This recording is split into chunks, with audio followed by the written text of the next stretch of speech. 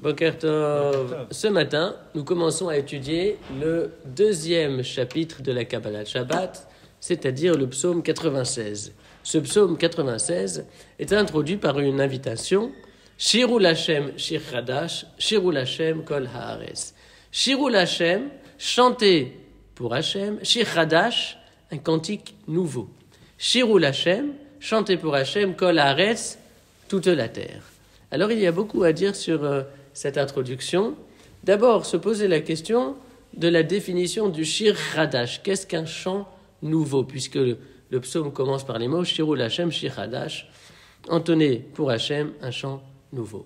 Et il faut aussi ensuite comprendre le rapport entre ce chant nouveau et la deuxième partie du verset où il est dit que c'est toute la terre qui est invitée, qui est interpellée même pour chanter pour Hashem. Alors qu'est-ce que cela veut dire?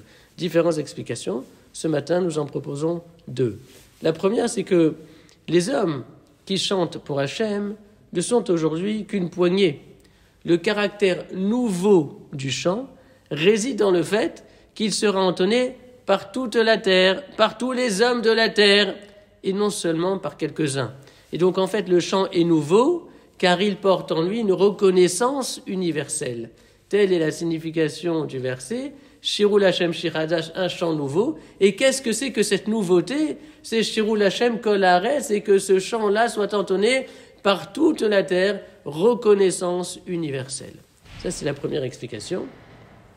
Deuxième explication, le chant nouveau est aussi celui qui précisément provient de la terre, Haaretz. Pourquoi? Parce que les créatures célestes, les anges, les séraphins, participent à la symphonie divine.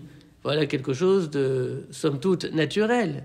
Mais que la terre, c'est-à-dire la condition terrestre, matérielle, participe aussi à cette symphonie pour le divin, ça, c'est le caractère nouveau. Ce n'est pas que l'être spirituel qui chante, mais aussi Haaretz, c'est-à-dire, mais aussi l'homme fait de terre. Et c'est la raison pour laquelle, d'ailleurs, la Torah est désignée par le terme de Shira, parce que c'est grâce aux mitzvot qui sont inscrites dans cette Torah et dans cette Shira, c'est grâce à ces mitzvot qui sont inscrites qu'en fait, Kol Haaretz, la terre et toute la dimension terrestre et matérielle de l'être humain se met également à chanter pour Hashem.